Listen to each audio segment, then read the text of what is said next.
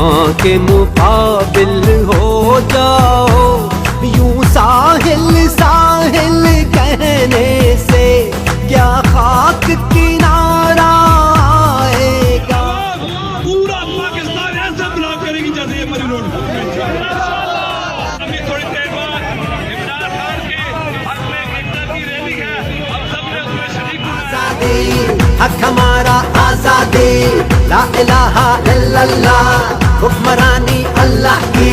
हक हमारा आजादी, हक हमारा आजादी, ला इलाहा इल्लल्लाह, हुक्मरानी अल्लाह की।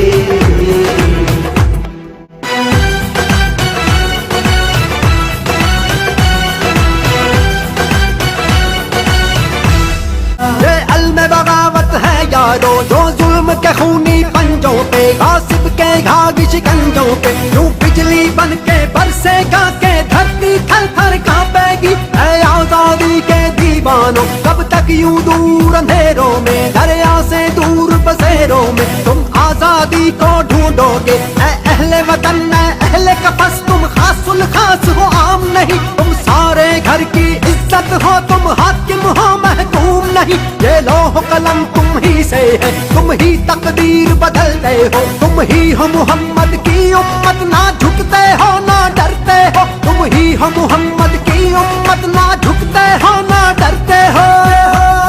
चश्मा यहीं से निकलेगा, चश्मा यहीं से निकलेगा, चश्मा यहीं